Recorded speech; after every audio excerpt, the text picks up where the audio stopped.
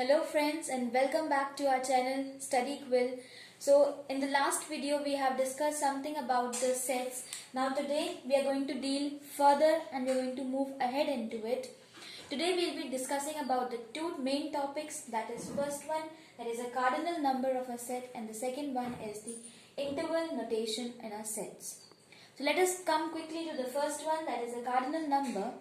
This actually means the number of elements or number of objects, or you can say number of members which are present in a set, represented by n. I can give you an example. Suppose we have a set which consists of 1, 2, 3 and 4 and 5.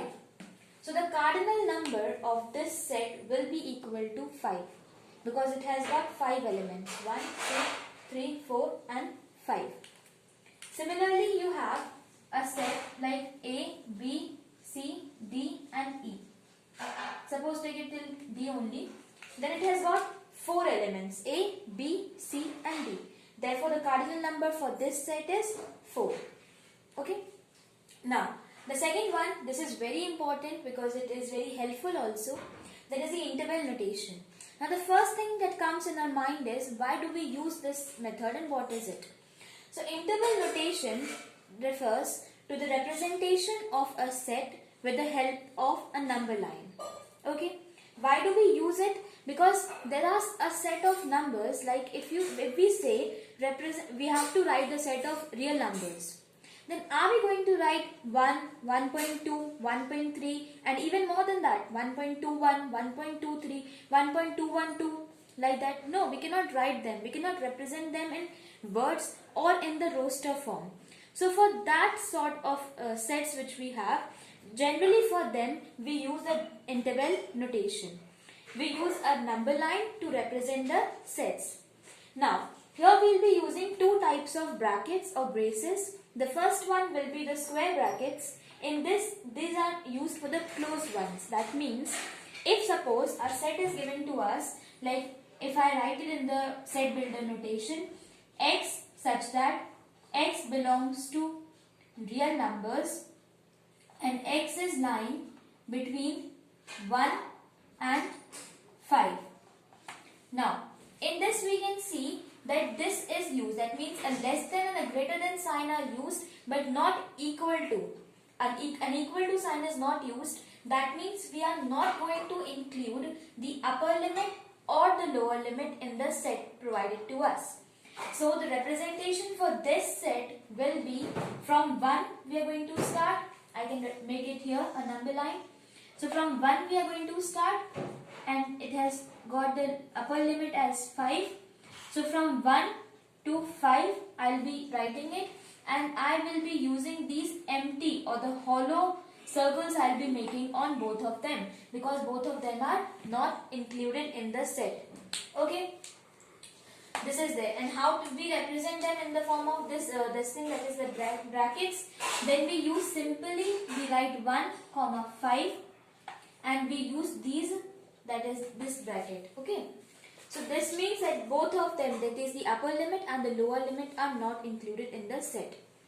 If this question would have been a little modified and we would have used this less than equal to and greater than equal to sign, then the set would have become, we will be using now not an empty one, not a hollow one, but a completely filled circle we would have used on both the limits, upper and the lower one, and this would have meant that both these limits are also included.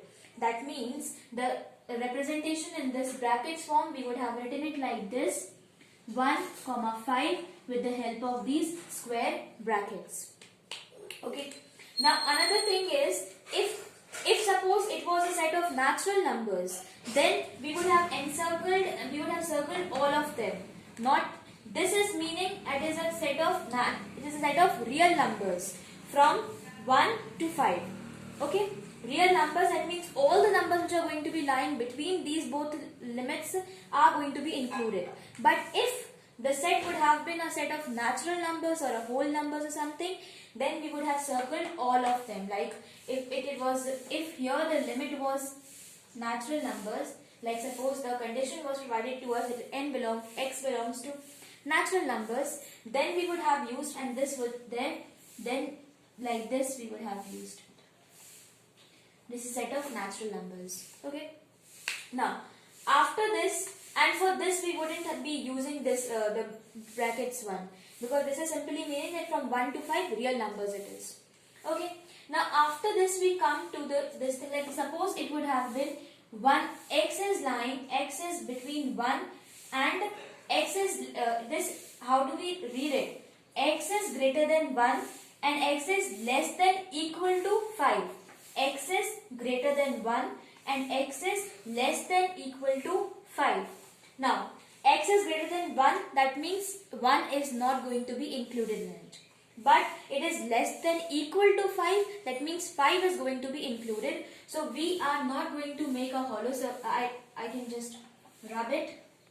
So we are going to make a hollow circle over here, and this one will be a completely filled circle. Then this would have meant that it is a set comprising of the numbers which are lying between 1 not included and 5 included. We call it exclusive and inclusive. If something is included in the set, then it is inclusive. If it is not included, then it is exclusive. Now, if this would have been further modified and we would have this thing, that means x is greater than equal to 1 and x is less than 5. That means now in this case 1 was included and 5 was not included. And all the numbers which are lying in between both of them are also going to be included. Now we talk about a finite set or an infinite set. So finite set you can represent like this, but if you have an infinite set, that means you are not provided with any one of the limit or the both the limits. Then how do we represent? Suppose first of all we consider it to be an infinite set and we are not knowing either limits. Then we simply represent it like this. You will be having 1, 0, minus 1, 2, 3, and you will be making like this, and this would mean that it is exceeding here. This way also it can exceed and this way also it can exceed. With the help of a ray we represent it, so both ways it can exceed. This is there, and for this we generally use these braces we use, and we write it from minus infinity to plus infinity. It is there.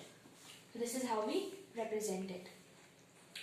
If one limit was provided to us and another one we don't know, then this is going to be like, it is both inclusive and exclusive. We read it as both open and closed. This is a closed bracket and this is open, but we read it as both open and closed. This one.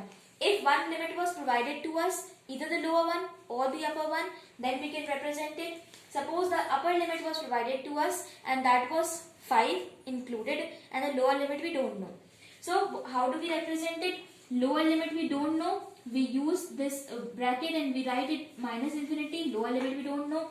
Upper limit we know 5 and that is included, so we represent it like this. Now this one is half open, you can call it, or you can call it a half closed bracket, because from one side it is open and from the other side it is closed. So either it is half open or it is half closed.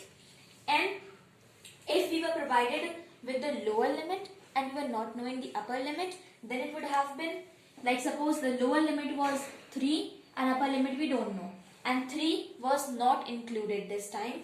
So 3 is not included and upper limit we don't know. So this is the representation of it. And if you want it to be represented on the number line, you can simply draw it.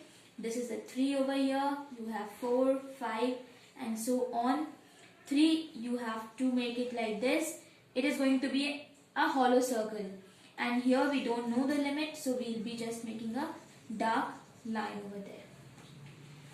So this was all about the interval notation and the cardinal number. I hope you all can get through it and it was quite understandable to you. And let us meet in the next video. Till then, take care. Bye-bye.